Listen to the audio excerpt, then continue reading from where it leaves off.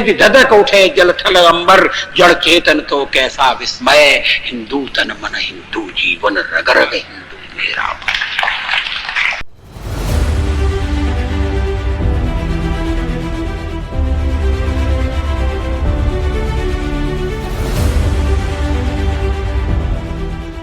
इस वक्त हमारे साथ लखनऊ के सबसे बड़े अस्पताल बलरामपुर अस्पताल के डायरेक्टर डॉक्टर अविनाश कुमार सिंह जी हैं और उनसे जानेंगे कि किस तरीके से जब से उनकी यहाँ पर नियुक्ति हुई, उन्होंने पदभार ग्रहण किया है, तब से यहाँ जो मरीजों की दुर्दशा थी उसमें सुधार हो रहा है, चिकित्सा व्यवस्था में सुधार हो रहा है।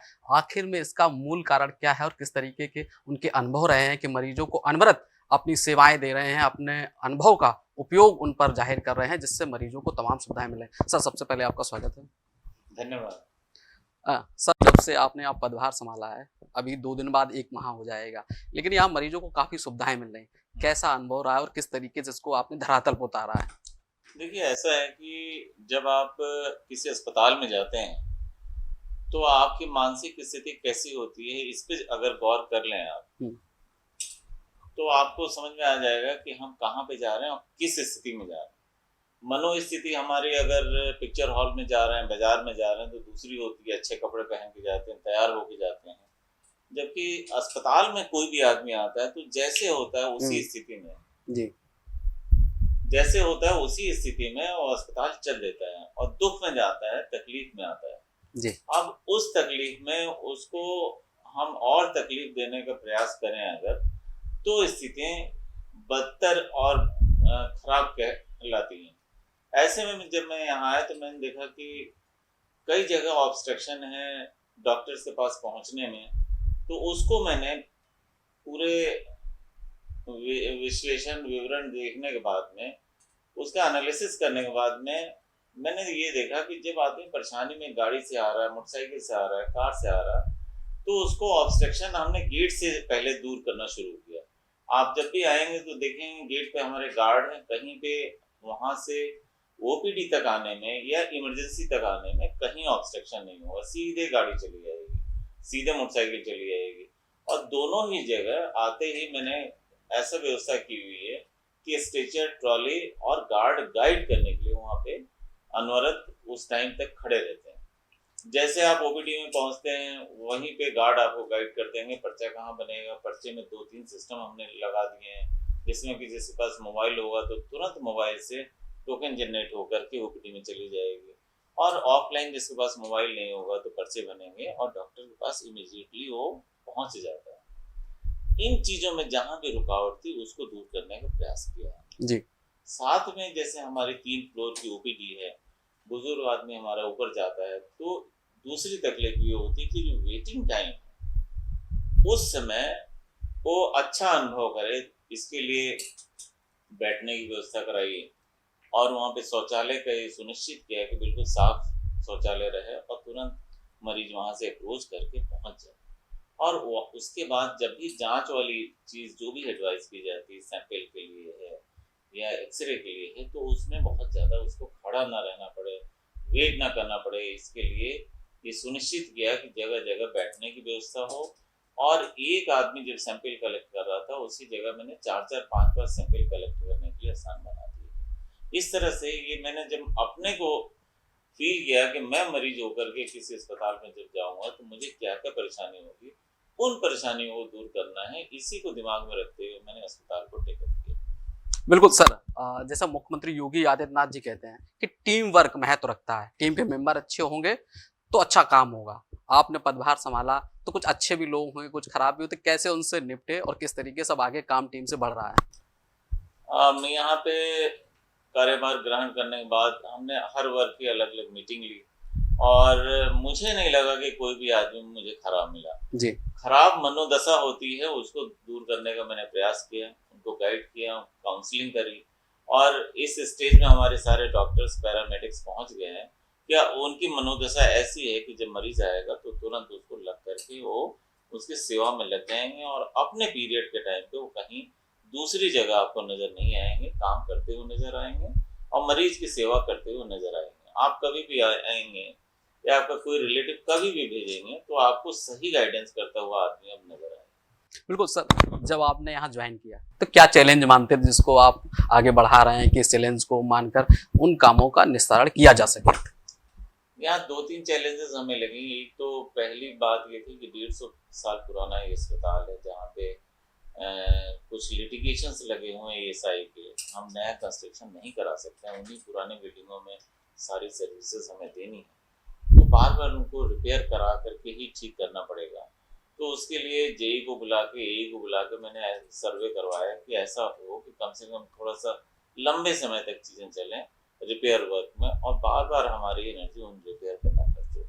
दूसरी बात ये सुनिश्चित किया कि जो स्टिपुलेटेड टाइम है, जो समय निर्धारित है डॉक्टर्स को देखने का, उस समय पे वो बैठना सुनिश्चित करें, जिससे मरीजों को कहीं वेट ना करना पड़े। तीसरी बात हमारी सुपर स्पेशलिटी की है जी, जिसके लिए बहुत ज़्यादा KGMC पे वर्कलोड है लोहिया संस्थान पे, तो उसको सुनिश्चित किया कि वो लोग भी हमारे साथ बैठते हैं, और उनको जो इक्विपमेंट चाहिए उनका हमने प्रपोजल बना करके शासन में भेज दिया।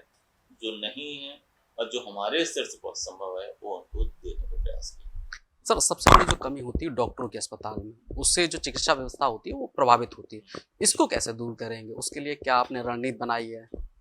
देखिए, एक चिकित्सा एक ऐसा सेवा है जिसमें 24 घंटे जो चिकित्सक नहीं है वो चिकित्सा की बातें करते रहते हैं। आमतौर पे कहीं भी बैठे हैं तो राय दे रहे हैं, भाई धनिया का पानी पियो, जीरे का पानी पियो, ये सब चीजें हमारे समाज में चलती रहती है। तो जो हमारे चिकित्सक हैं उनको मैंने काउंसलिंग करा कि अगर आप 6 घंटे की जगह 8 घंटे की सर्विस दे देंगे, 8 घंटे की जगह 10 घंटे दे देंगे तो कोई भी दिक्कत नहीं होगी। तो जितना हमारे डॉक्टर्स हैं हम उन्हीं से फुल स्ट्रेंथ, फुल कैपेसिटी से काम लेना शुरू कर दिया, और वो लोग अपने मन से काम कर रहे हैं। इसलिए वर्तमान में हमें कोई कमी नजर नहीं आ रही है। हमारे सारे काम सुचारू रूप से चल रहे हैं। जनता के सेवक के सबने मनोधारणा बना ली है कि जन सेवक हैं, जनता की सेवा करेंगे, और उसी उद्देश्य के साथ ये लोग आगे बढ़ते हैं। सर एक चीज और आपने देखी होगी, जो मरीजों के तीमारदार आते हैं या मरीज होते हैं, उनकी एक भावना होती है या मनोवृत्ति कहें कि उनको तुरंत इलाज में सहायता चाहिए होती है। तो ऐसे में डॉक्टरों के ऊपर जहां प्रेशर भी होता है, तमाम मरीज हैं, संख्या कम है, आप भी डॉक्टर हैं, प्रतिदिन मरीज देखते होंगे, तो जो डॉक्टरों के ऊपर प्रेशर है उसे कैसे कम किया जा सकता है? हाँ, उसके लिए मैंने ये कहा है सारे डॉक्टर्स की जब मीटिंग ली कि भाई आप सिर्फ मरीज का इलाज पे ध्यान ना दें, मरीज का इलाज करने के साथ साथ अपना थोड़ा सा समय 5 मिनट से 10 मिनट अटेंडेंट पे भी दें, उनकी काउंसलिंग करें जी। जब काउंसलिंग करेंगे तो उनकी माइंडनेस कूल होगी, जब उनका ठंडा दिमाग होगा तो मरीज की भी सेवा कर पाएंगे, और आपके प्रति प्रतिक्रिया भी कम हो जाएगी, एंग्विश कम हो जाएगा, आपके प्रति विरोध कम हो जाएगा। ये चीज़ों को हमने डेवलप करवाया है, और अब मरीजों के अटेंडेंट की भी काउंसलिंग उनके द्वारा की जाती है। बिल्कुल सर, एक चीज और आपसे जानना चाहेंगे कि बलरामपुर अस्पताल में तमाम तरीके की अनियमितताएं जो बीच में देखी जाती थी, अभी भी कुछ समस्याएं हैं, उनको किस तरीके से निस्तारण कर रहे हैं? कुछ ऐसी समस्याएं भी मिली होंगी जिसको लेकर आपने प्रशासन के स्तर पर या शासन स्तर पर इसके जानकारी दी होगी, तो कौन सी ऐसी भी समस्याएं रह गई हैं? सबसे पहले जो हमने अभी आपको बताया कि इतनी पुरानी बिल्डिंग होने की वजह से, और इस बिल्डिंग का एक जो डिफरेंट टाइप का तरीका है वो समतल नहीं है, कहीं नीचे के स्तर पे है, कहीं ऊंचाई पे है। इसीलिए बहुत पहले जब ये अस्पताल शुरू हुआ था 1859 में, तो उस समय हिल अस्पताल कहा जाता था। तो उसके तहत अगर आप देखें तो कहीं ड्रेनेज की समस्या है, कहीं पानी की समस्या है। इन सारी चीज़ों को पहले भी प्रयास किया गया है दूर करने का, लेकिन हम अपने कम समय में जितना कोशिश करेंगे इसको 100% निवारण करने का प्रयास करेंगे। एक महत्वपूर्ण सवाल और है, आपने अपने जीवन में देखा होगा, काफी साल आपके डॉक्टरी हो गए, कि जैसे बलरामपुर अस्पताल है, यहाँ मरीज उस स्टेज पे आता है जब सभी जगह से उसको मना कर दिया होता है। यहाँ लोग भर्ती कराने आते हैं, कई बार कुछ ऐसा होता है कि मरीज गेट पर आते आते ही दम तोड़ देता है, या पहली बार जब डॉक्टर उसकी नब्ज पकड़ते हैं उस समय उसकी दम टूट जाती है, तो लोग बिल्कुल बलवा करने पर उतारू हो जाते हैं, उनके लोग तमाम आरोप भी लगाते हैं। तो ऐसी घटनाओं से कैसे निपटते हैं, और मरीजों के जो परिजन होते हैं कैसे उनको सांत्वना देते हैं, और उसके लिए क्या कहेंगे कि अंतिम समय में जब लोग आते हैं? देखिए, जब ऐसा होता है किसी के भी घर में दुर्घटना होती है तो घर वाले तो गुस्से में रहते हैं, कुछ परेशान रहते हैं। उनकी मानसिक दशा को समझना हमारा सबसे पहले जरूरी है, अहम कार्य है जी। हम उनको नॉर्मल आदमी समझ करके उनके साथ व्यवहार नहीं कर सकते। अभी 3-4 दिन पहले भी ऐसे 100 लोगों ने मुझे घेर लिया था, मैं उतर गया था, भीड़ हो रही थी, उनके साथ कुछ ऐसी बात हो गई थी, तो मैं उतरा, उनको समझाया। तो उनको अगर हम नॉर्मल आदमी की तरह से ट्रीट करेंगे, विरोध करेंगे, तब दिक्कत होती है। जब मैं भी बात करता हूँ तो उनके साथ ऐसा फील करता हूँ जैसे ये घटना मेरे साथ घटी जी। जब ये आप फील करेंगे तो उनको समझने में, उनको समझाने में बहुत आसानी हो जाती है और वो समझ जाते हैं आमतौर पर। अक्सर विरोध जब भी होता है जब उनको हम नॉर्मल आदमी समझ करके उनसे हम बात करना शुरू करते हैं। बिल्कुल सर, अस्पताल में संसाधनों की कमी भी होगी, निश्चित तौर पे दवाइयों की, तो इसकी कैसे प्रतिपूर्ति करा रहे हैं? क्योंकि समय समय पे तमाम जो चिकित्सा पद्धति को लेकर मशीनें हो रही हैं, तो उनसे लोगों को लाभ पहुंचाया जा सकता है। अभी हाल में वेंटिलेटर की समस्या को लेकर भी यहाँ पर मामला उपजा था, तो कैसे दूर कर रहे हैं उसको?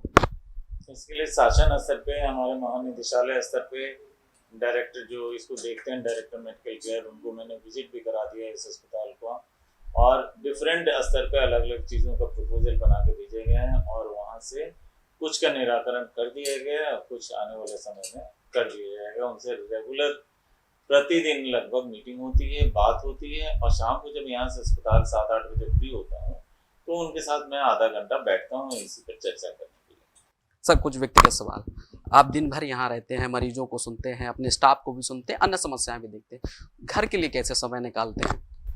घर के लिए तो मैं समय नहीं निकाल पाता। जो वास्तविक स्थिति ये है कि जब यहाँ इतना समय देने के बाद में फिर घर के लिए इतनी ज़्यादा नहीं बच पाता टाइम, तो घर के बच्चे हमारे सब मैनेज कर लेते हैं आपस में। वैसे भी मैंने मोटो बना लिया है, आज नहीं पिछले 20 साल से, कि 12 घंटे काम करता हूँ और 4 घंटे इंटरमिटेंट पीरियड रहता है और बाकी 8 घंटे। मुझे कुछ जानकारी ये भी है कि कभी कभी लोग आपके घर भी पहुंच जाते हैं, कुछ मरीज होते हैं, काफी परेशान होते हैं, आप घर में होते हैं लेकिन उसके बावजूद भी उनको समय देते हैं, तो कभी परिवार के लोग उसमें नाराजगी नहीं जताते कि यहाँ भी डॉक्टरी शुरू हो गई?